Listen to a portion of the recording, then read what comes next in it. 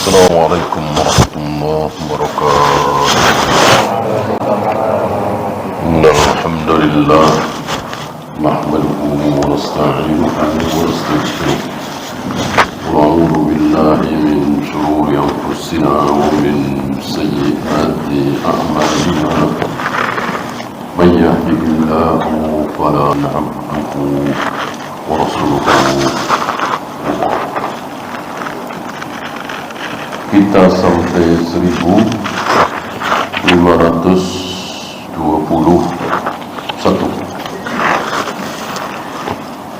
Wa an Abi Sa'id Al-Khudri radhiyallahu anhu wa 'an Nabi sallallahu alaihi wasallam qala: Idza asbaha ibnu Adam, ketika anak Adam berada di pagi hari, fa innal a'dha'a kullaha, maka seluruh anggota badan, tangan, kaki, mata, dan seterusnya, itu tukafirul lisan, mengkufuri lisan. Yang dimaksud berdebat, menitipkan sesuatu.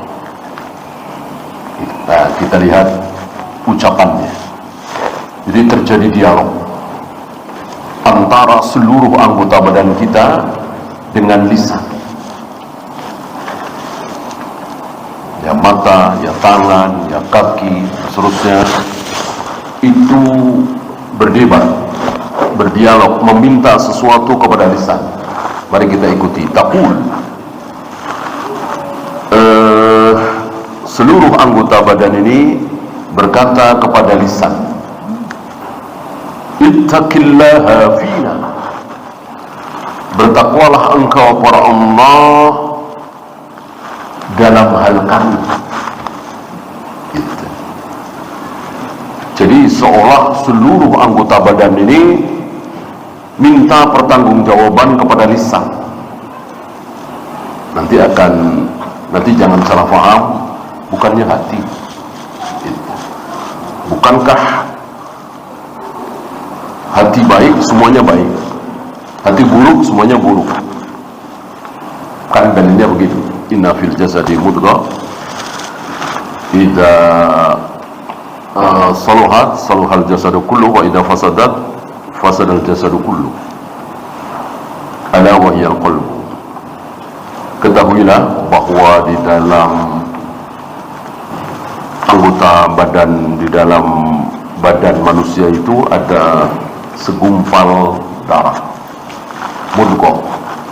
Apabila itu baik, maka semuanya ikut baik. Kalau itu buruk, semuanya buruk. Dia adalah hati. Kok di sini lisan? Nah, nanti akan dijelaskan oleh beliau. Bahkan akan dibawakan riwayat yang intinya ini tidak bertentangan. Ini tidak bertentangan. Mari kita lihat. Seluruh anggota badan manusia berkata kepada lisan, ittaqillaha fina, bertakwalah engkau kepada Allah, menjadilah baik dalam hal ini. Karena menyangkut kita semua nih, tangan, kaki, mata, dan seterusnya. Fa innama nahnu bika, karena kami semua ini, tangan, kaki, mata, dan seterusnya, berada pada dirimu, tergantung engkau. Fa in istaqamta istaqamna, kalau engkau lurus, kami pun lurus. Wa ini wajadta wajadna, kalau engkau bengkok, kami pun bengkok. Maka sekali lagi, jangan salah faham menganggap bahwa hadis ini bertentangan dengan hadis yang tadi, yang hati tadi.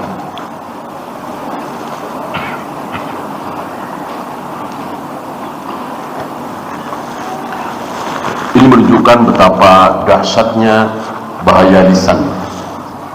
sangat-sangat dahsyat sekali, sampai seluruh anggota badan manusia menimpakan tanggung jawab itu kepada lisan, sampai mengatakan kalau wahai lisan baik, kami pun baik, kalau lisan buruk, kami pun buruk. Ya. Nah, kita tahu bagaimana secara praktek keseharian betapa lisan itu luar biasa. Maka umumnya manusia buruk, lihat aja lisannya. Manusia baik, lihat aja lisannya. Maka beruntunglah bagi antum yang bisa menjaga lisan. Kalau tidak bisa berbicara baik, lebih baik diam.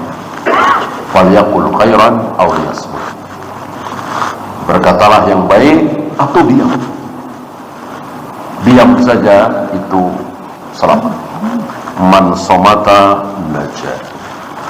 Barang siapa yang diam, insyaallah dia selamat.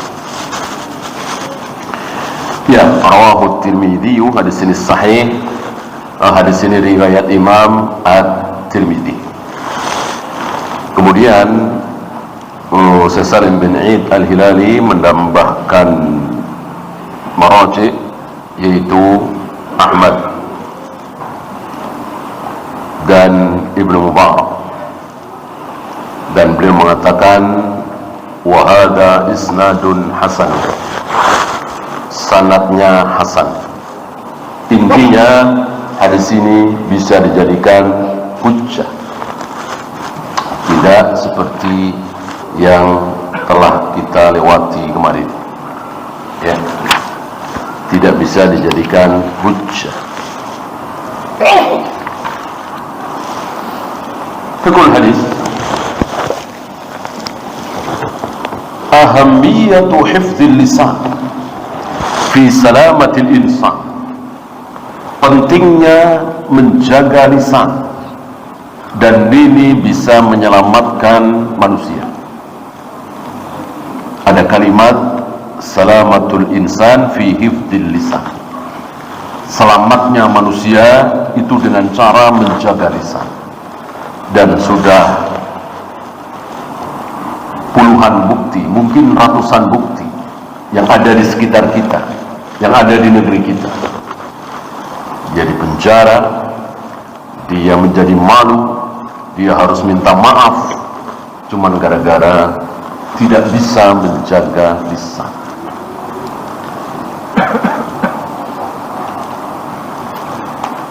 Dia ditinggalkan oleh teman-temannya, hancur bisnisnya gara-gara lisan.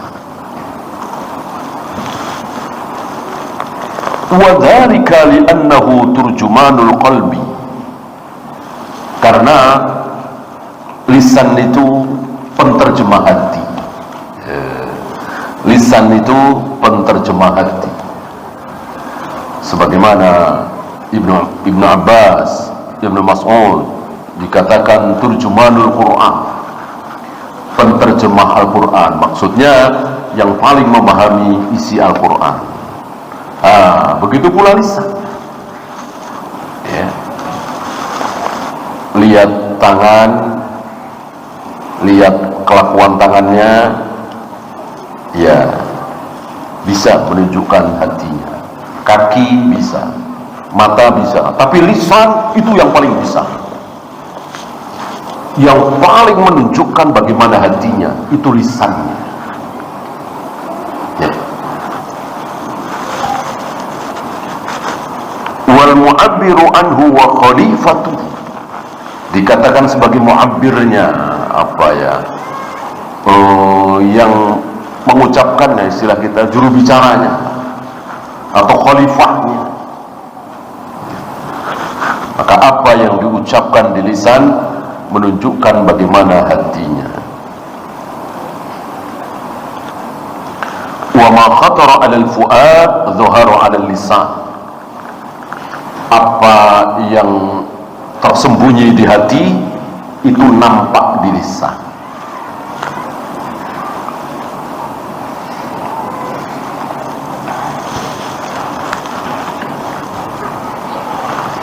karena itu yang pembahasan sudah lewat ya, para hakim berpegang kepada lisan. Ucapannya ini bahkan sampai Nabi sendiri. Barang siapa yang datang kepadaku membawa bukti, ucapannya bagus, fasih, meyakinkan, aku menangkan. Walaupun barangkali dia dusta, dia bohong, dia pintar bersilat lidah. Nah, sebaliknya yang datang kepadaku dengan ucapan yang buruk, tidak meyakinkan, tanpa bukti, tanpa saksi, aku kalahkan. Walaupun sebetulnya dia yang benar, dia yang menang. Ucapan Nabi ini sangat disukai oleh para hakim. Coba seandainya Nabi bersabda, siapapun yang aku putuskan benar pasti benar, yang salah pasti salah, karena aku memutuskan perkara manusia dengan wahyu. Tentu hakim-hakim hari ini sangat berat, karena wahyu sudah putus, gitu ya. Oleh karena itu Nabi SAW memutuskan perkara manusia sebagai hakim tidak dengan wahyu. Kalau mengatakan ini halal, ini haram, ini hak, ini batil, betul wahyu. Tapi kalau memutuskan perkara manusia yang bersengketa, beliau tidak dengan wahyu. Agar apa? Agar menjadi contoh bagi para hakim selanjutnya. Kalau pakai wahyu, ya tentu ini akan memberatkan, menyulitkan. Nah, sekali lagi, begitu beliau wafat, tentu sudah tidak ada wahyu lagi. Ya. Nah, cuman beliau mengancam, barang siapa yang benar, barang siapa yang salah, tapi aku menangkan karena saksi, bukti, ucapannya yang bagus, nah, siap-siap mendapatkan api neraka. Ya.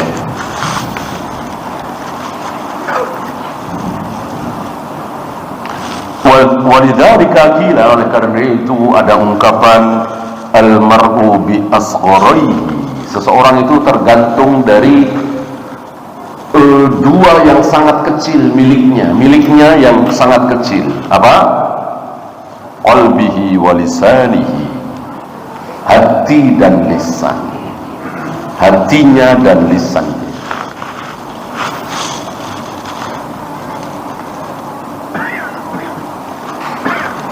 وعلى هذا فلا إشكال بين هذا الحديث وحديث النعمان بن بشير المتفق عليه.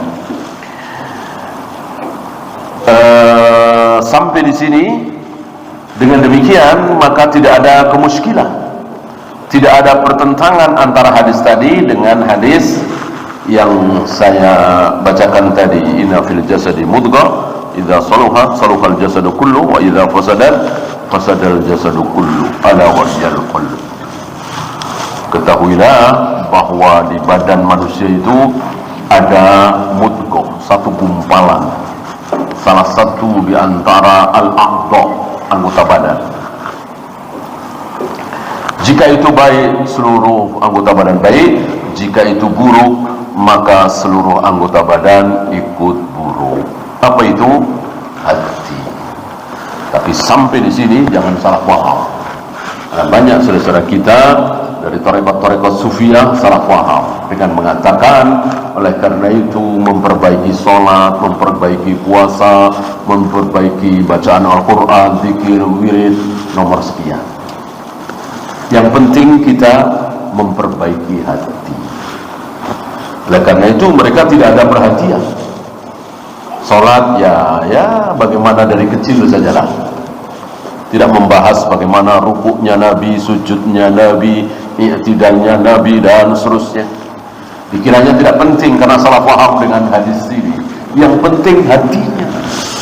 Maka mari kita perbaiki hati kita. Dan caranya gimana? Caranya begini, ya. Hati baik dan tidak baik itu yang tahu siapa? Allah. Jangankan orang lain, diri kita tidak tahu. Oleh karena itu, kalau ingin hati kita baik, yang bisa kita lakukan, perbaiki salat kita, perbaiki zikir kita, baca Al-Quran kita, lisan kita, mata kita, tangan kita, kaki kita, begitu. Kenapa? Karena kita tidak sanggup menguasai hati kita. Gimana kita bisa menguasai hati kita sementara hati kita dibolak-balikkan oleh Allah, sesuka Allah, terserah Allah? Gimana kita bisa mengendalikan hati kita? Tidak bisa. Ya. Maka sebuah istilah yang keliru kalau kita disuruh mengatur hati kita, memanage hati. Maka ada istilah manajemen hati, manajemen kolbu. Ya, dulu sempat rame ya. Nah, sekarang sepi. Ini jelas bid'ah. Yang harus dimanage itu apa? Tangan kita, kaki kita, lisan kita, mata kita. Dengan demikian otomatis itu memperbaiki hati kita. Kalau tangan, kaki, mata kita biarkan, kita konsen ke hati, gimana caranya? Gimana caranya? Caranya sekali lagi kita perhatikan tangan kita, kaki kita, mata kita. Ambil contoh misalnya kita orangnya suka hasad, iri, gampang iri misalnya. Kalau teman lama lebih sukses, iri, panas. Ya namanya hati manusia. Gimana caranya? Gimana caranya? Supaya hati kita, jaga hati kita supaya tidak iri. Caranya jaga mata. Jaga mata. Ya. Nggak usah lihat teman-teman kita yang lebih sukses. Gitu ya. Ya gimana kita nggak ngelihat orang kita tiap 3 bulan sekali, 4 bulan sekali ngumpul, yang pada ngumpul bawa Mercy misalnya, bawa BMW misalnya, kita bawa mobil tua atau bawa motor.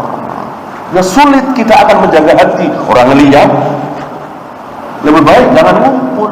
Emang kalau nggak ngumpul dosa? Kalau kita nggak mau ketemu keponakan, bibi, paman, apalagi ayah ibu, jelas itu dosa, memutuskan silaturahim. Tapi kalau nggak mau ketemu teman lama, apa dosanya? Ketemu malah bikin iri hati, ketemu malah bikin perasaan nggak enak. Gitu. Nah, sebaliknya arahkan pandangan mata kita kepada para pemulung yang belum punya rumah. Kita alhamdulillah jelek-jelek sudah punya rumah. Dengan demikian terjaga hati kita akan bersyukur. Pakai apa? Pakai mata. Itu maksudnya. Mata kita jaga, tangan kita jaga, kaki kita jaga. Itu yang bisa kita usahakan. Adapun menjaga hati, bagaimana caranya? Sulit. Coba terangkan ini. Orang yang mengajak, jagalah hati. Ya, jagalah hati Anda, jagalah. Gimana caranya? Maka tidak diterangkan kan? Cuma bilang jaga hati, jaga hati. Ya. Mata bisa diterangkan seperti tadi. Menjaga kaki jangan dilangkahkan ke tempat maksiat. Langkahkan ke masjid, ke majelis ilmu. Menjaga tangan dan seterusnya bisa. Menjaga lisan, menjaga hati sulit, nggak bisa. Gimana caranya?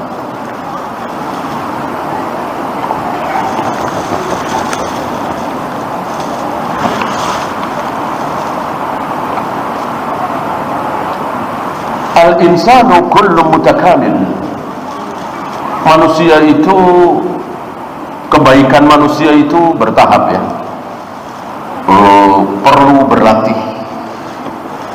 Maka sebuah kesalahan kalau antum mengandalkan apa istilahnya sifat bawaan gitu. Atau antum menyerah dengan sifat bawaan saya memang seperti ini, emosian misalnya, nggak boleh. bawaan saya memang seperti ini, nggak mau bergaul misalnya, bawaan saya seperti ini, ya nggak boleh. Ini termasuk putus asa. Kalau menyerahkan nasib kita, akhlak kita kepada sifat bawaan. Antum bandingkan saja antara Abu Bakar dengan Umar. Insyaallah antum tahu ya, betapa lembutnya, betapa penyayangnya Abu Bakar. Sementara Umar kan luar biasa, syadid, keras. Tapi ketika Nabi wafat, ketika ada sekelompok kaum muslimin yang tidak mau bayar zakat, kembali. Kata Abu Bakar, kita perangi, habis. Kata Umar, jangan, mestinya kan kembali kita. Karena apa? Karena ditarbiyah oleh akhlak, mendapatkan dakwah dari Nabi sallallahu alaihi wasallam. Dan begitulah Islam. Yang terlalu pemberani diredam, yang terlalu penakut dirangsang untuk berani. Akhirnya berada di pertengahan. Yang terbaik itu kan yang tengah-tengah kan? Tidak terlalu ke kanan, tidak terlalu ke kiri.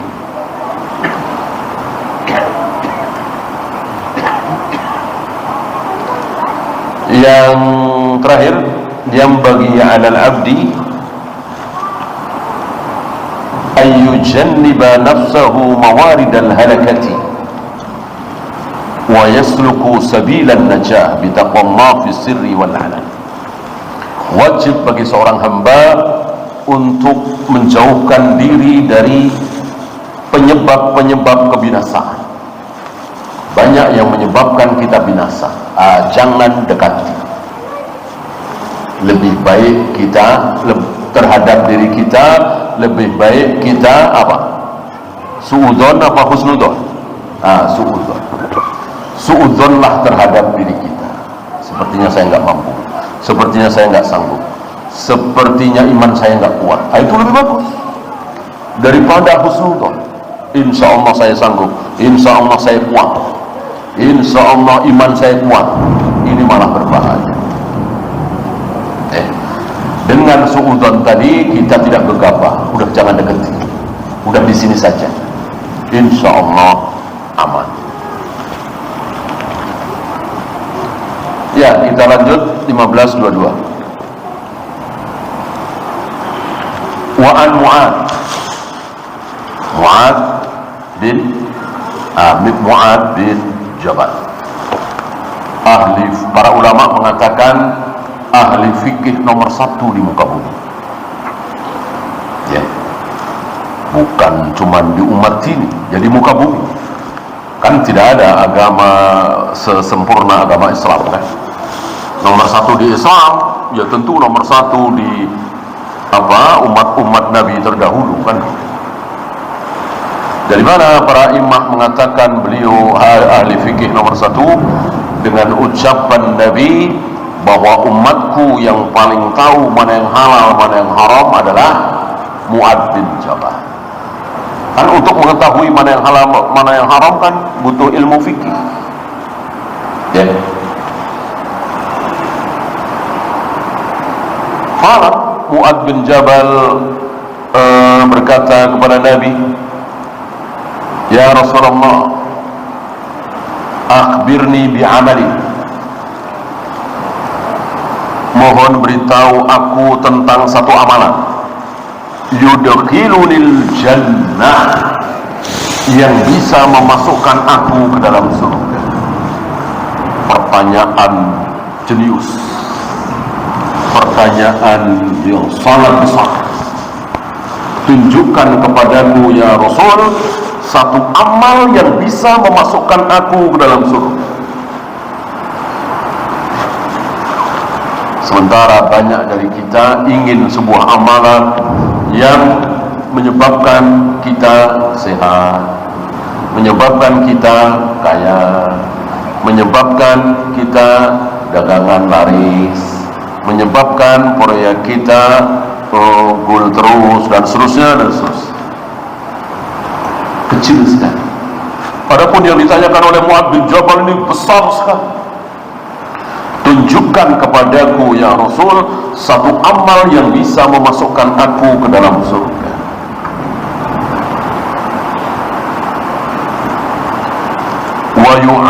Wa yuba'iduni minan nar, dan bisa menjauhkan aku dari neraka.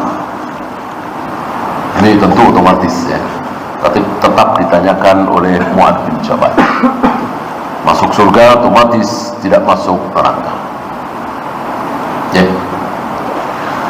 Maka sebelum Nabi menjawab, beliau berkomentar, memuji dulu, mirip-mirip komentar beliau terhadap pertanyaan Abu Hurairah, man as'adun nasi bi syafa'ati, ya Rasul, siapa manusia yang paling berbahagia mendapatkan syafaatmu? Sebelum Nabi menjawab pertanyaan Abu Hurairah ini, Nabi berkomentar, aku sudah sangka bahwa engkaulah manusia yang pertama kali menanyakan tentang ini, karena aku tahu betapa rakusnya engkau, betapa tamaknya engkau terhadap ilmu. Kalau kita begitu rakusnya terhadap harta, Abu Hurairah begitu rakusnya terhadap ilmu. Ini pun begitu.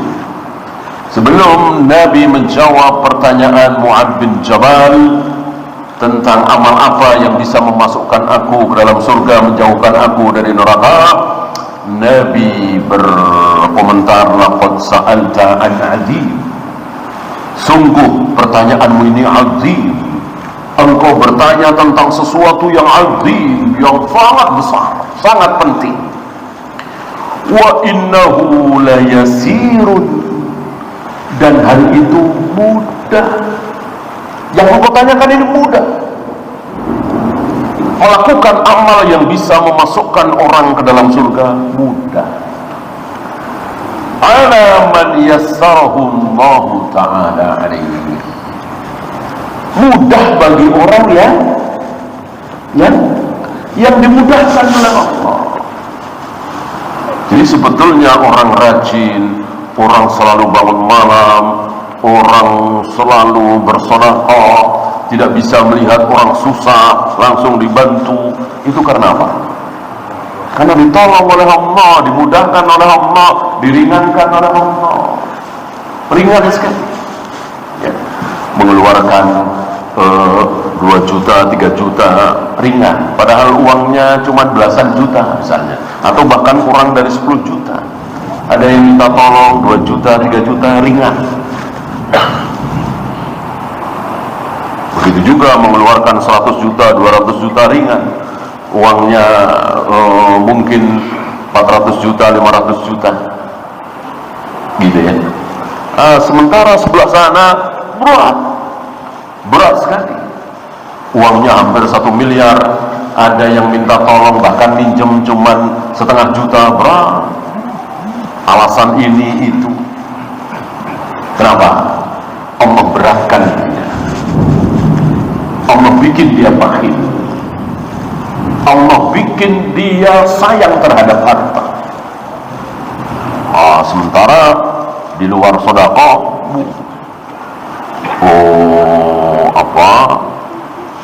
aksesoris mobil misalnya sampai puluhan juta, begitu enteng. Ada saudara yang minjem 1 juta, betapa beratnya. Allah bikin dia berat.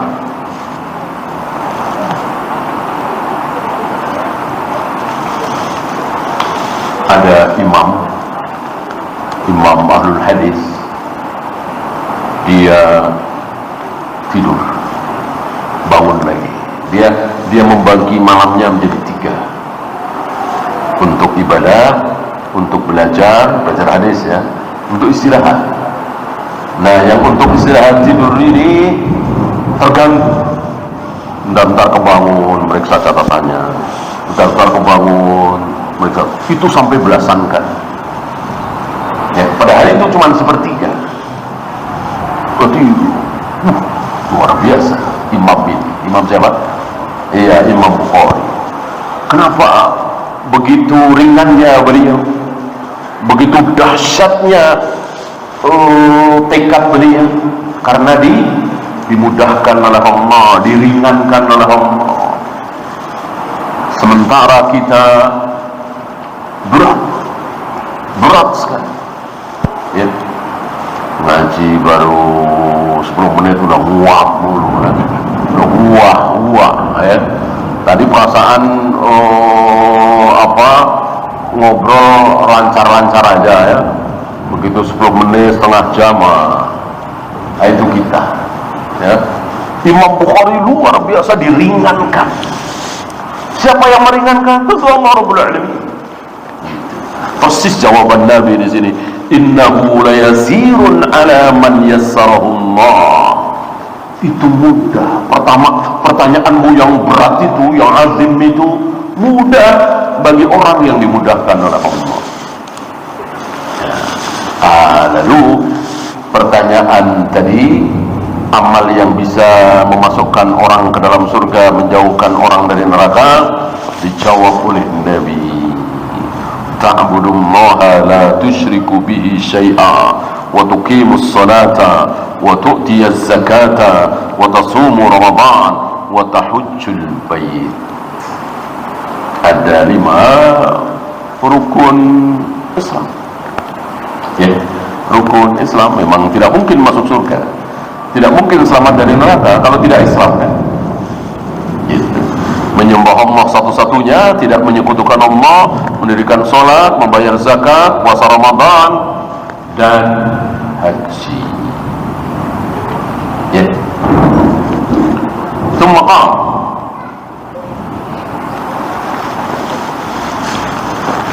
Kemudian Nabi melanjutkan sabdanya, ala adulluka ala abwabil khair.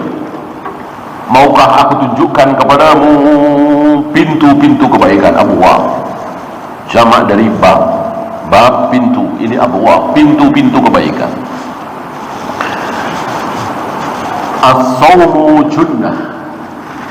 Tadi sudah bahas tentang saum, ini keutamaan bahwa puasa itu junnah. Apa junnah? Iya, tameng, perisai. Berapa banyak dari kita kalau tidak puasa mungkin udah berantem, ya. Begitu puasa dia tahan, padahal dicaci maki. Nah, jadi kan tameng, perisai, gitu. Kalau tidak puasa barangkali dia sudah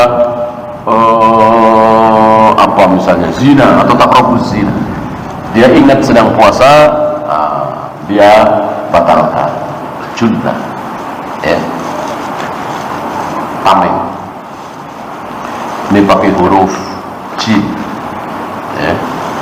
Ada ilmu menarik, unik dalam bahasa Arab. Jadi bentuk kalimatnya dengan bentuk hurufnya mirip-mirip. Saya kira nggak ada di bahasa lain, apalagi bahasa kita, ya. Tentang junnah, jannah, dan jin, ya. Semuanya pakai huruf jin. Antum tahu huruf jin, gitu kan? Jin, ya. Jin ada melengkung, ya, seperti tameng, kan? Nah, begitu pula jannah. Jannah itu kan taman. Taman itu pasti dilindungi. Nah, begitu pula jin. Jin itu terlindungi, maka kita nggak bisa melihat jin, ya. Ini salah satu keunikan bahasa Arab. Di antaranya ada tiga benda yang sifatnya mirip-mirip dan semuanya memakai huruf jim. Jim ya seperti tameng begitu, bisa melindungi. Dan ini salah satu kata, ya, salah satu huruf jim. Nanti ada shad, ada nun, ada ba, ini luar biasa. Was-sadaqatu tudfi'ul khati'ata. Dan sedekah itu bisa memadamkan kesalahan. Bisa memadamkan kesalahan, kama yudfi'ul ma'un nar. Sebagaimana air bisa memadamkan api. Oleh karena itu yang merasa banyak salah, yang merasa banyak dosa, yang merasa banyak maksiat, melanggar larangan Allah, banyakilah sedekah, banyak-banyaklah sedekah.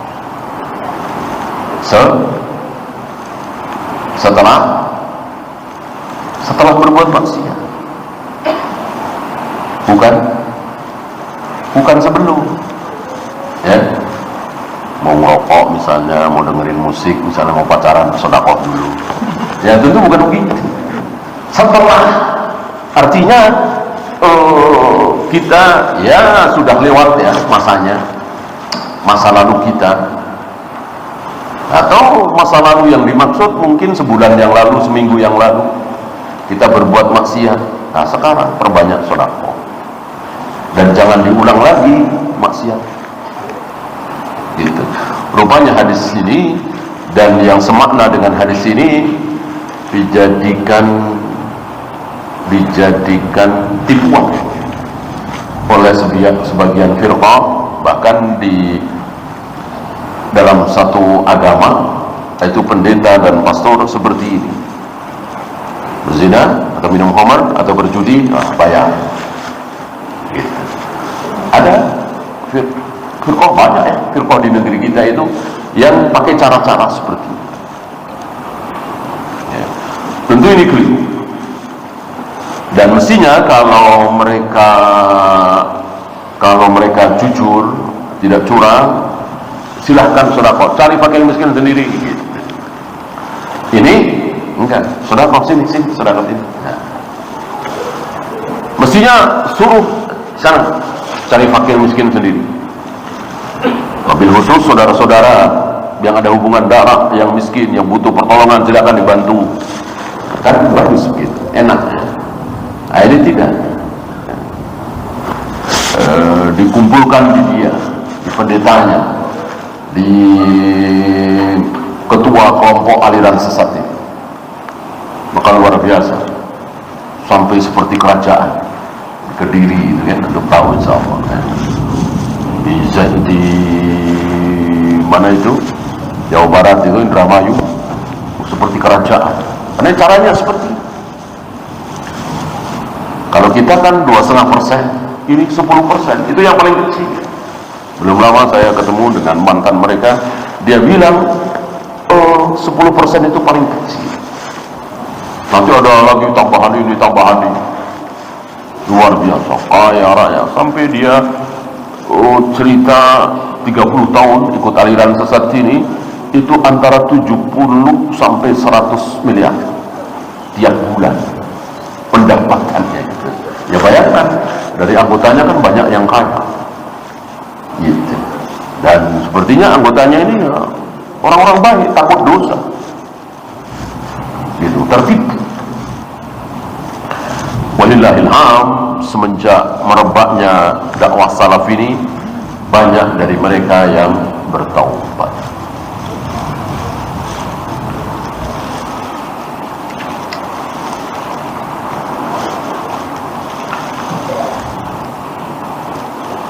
Wa salatul rajuli min jawfil lail, dan salat seseorang di jaufnya malam. Yang dimaksud adalah sepertiga malam yang akhir.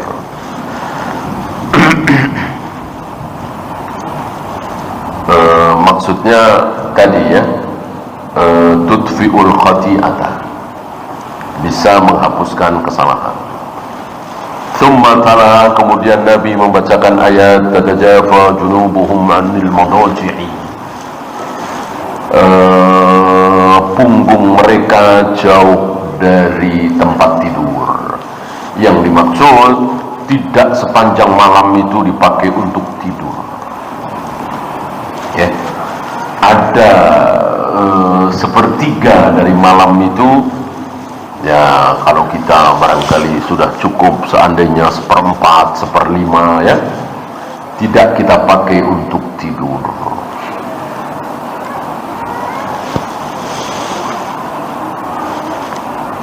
Ana ukhbiruka bi ra'sil amr. Ini terus nasihat Nabi ini. Terus Nabi menasihati kepada Mu'adz bin Jabal setelah rukun Islam tadi. Ala ukhbiruka bi ra'sil amr, maukah aku tunjukkan kepada engkau ra'sul amr. Ra'sun kepala, amr perkara. Maksudnya perkara terbesar, perkara tertinggi. Wa amudihi, dan tiangnya. Wa zirwatu sanamihi, puncaknya. Dijawab oleh Mu'adz bin Jabal, bala ya Rasulullah. Bala dalam hal ini lebih fasih dari na'am, walaupun diterjemahkan sama-sama iya. Mau ya Rasul. Lalu Nabi mengatakan, Ra'sul amri al-Islam, perkara tertinggi adalah Islam. Jadi mau dermawan, mau jujur, mau amanah, mau baik hati, mau berbakti kepada orang tua, kalau nggak Islam, ya selesai, nggak ada apa-apanya. Maka dikatakan Ra'sul amri al-Islam, puncak dari perkara itu, perkara tertinggi adalah Islam. Wa amuduhu as-salah, sementara tiangnya, tiang dari Islam itu adalah salat. Bangunan tanpa tiang tentu ambruk. Nah, begitulah Islamnya seseorang, ambruk kalau tanpa tiang. Maka sebagian ulama, dan bukan satu dua ya, termasuk Imam Ahmad, Syekh bin Baz, Syekh Utsaimin, tapi bukan Syekh Albani ya, mengatakan, meyakini bahwa tidak sholat kafir. Tidak sholat kafir. Tapi sekali lagi, ini masih khilaf pada ulama. Apakah dengan tidak sholat menjadi kafir? Adapun menolak kewajiban sholat jelas, tidak ada perselisihan, sepakat para ulama. Barang siapa mengatakan, meyakini bahwa sholat tidak perlu, sholat tidak wajib, jelas kafir. Yang berselisih orang yang masih meyakini, mengakui kewajiban sholat, tapi dia tidak sholat, tapi dia meninggalkan sholat, apakah kafir atau tidak? Ini khilaf benar ulama.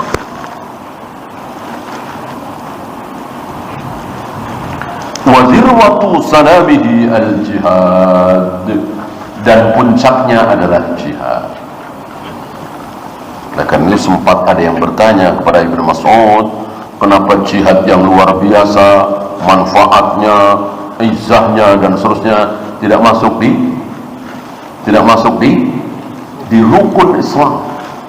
Karena jihad ini luar biasa, dan belum pernah kaum muslimin jaya, menang, hebat tanpa jihad. Sampai hari ini, coba antum ingat-ingat, kapan ada kejayaan Islam, kehebatan Islam, kemenangan Islam, rendahnya musuh-musuh Islam, sementara tanpa jihad, tanpa perang? Mana coba? Enggak ada. Dari awal Islam, dari perang Badar, perang Uhud, perang Ahzab, perang Khandaq, sampai kepada perang Tabuk, perang Mu'tah, perang Yarmuk, terus perang demi perang dialami oleh Rasul dan para sahabat, para tabi'in. Jadilah Islam penguasa dunia, menguasai dunia. Nah, maka ada yang bertanya kepada Ibnu Mas'ud, kenapa tidak masuk di rukun Islam? Ya, dijawab bahwa itu dari Allah dan Rasul. Ya, silakan ada dulu. Sallallahu alaihi Muhammadin sallallahu alaihi wasallam, wa akhiru da'wana alhamdulillah. Alhamdulillah, salatu wassalamu ala Rasulillah, la hawla wa la quwwata illa billah, wa ba'd. Sebelum kita bersoal jawab, kita selesaikan hadis ini. Ana ukhbiruka bimalaki dzalika kullihi, maukah aku kabarkan kepadamu wahai Mu'adz cara menguasai itu semua. Artinya dari penjelasan dari awal sampai akhir ini ada satu pokok gitu.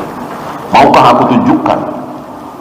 Dijawab oleh Mu'ad, bala ya Rasulullah, aku mau ya Rasulullah. Fa'akhadha bilisanihi, lalu tiba-tiba Nabi menunjuk, memegang lidah beliau dengan mengatakan, kufa alaika hada, jagalah ini, engkau jagalah ini, jagalah lisanmu. Mu'adz balik bertanya, ya Rasulullah, wa inna lamu'akhuduna bima natakallamu bihi. Ya Rasul, apa kita akan dihukum gara-gara cuman bicara? Lisan kan bicara, cuman gara-gara bicara doang kita akan dihukum ya Rasul? Nabi mengatakan, sakilatka ummuka. Ini ucapan orang Arab untuk menunjukkan kekesalan. Karena ya kalau bahasa kita, kamu payah gitu. Sebab kalau diterjemahkan apa adanya sangat tidak nyambung. Ya, ibumu kematian anakmu. Sakila itu anaknya mati. Ya. Ibumu kematian anaknya, kan nggak nyambung. Kalau bahasa kita payah atau apa, intinya menyayangkan pertanyaan si Mu'adz tadi. Masuk gara-gara berucap doang lalu dihukum. Wah, Nabi justru mengatakan, wa hal yakubbun nasa fin nari ala wujuhihim. Justru ada orang yang dibantingkan ke neraka itu di wajahnya ditelungkupkan, dibanting. Ya, kalau dibanting kena kaki, kena punggung, kena perut, kena pantat, ini masing-masing, ini kena wajahnya duluan begitu, melungkup di neraka. Itu gara-gara lisannya, gara-gara lidahnya. Kamu nggak tahu, kira-kira begitu. Ya, rawahu Tirmidzi wa qala hadisun hasanun sahihun. Ya, hadis ini riwayat Imam At-Tirmidzi dan beliau mengatakan hadis hasan sahih. Untuk qawaidnya insyaallah kita lanjutkan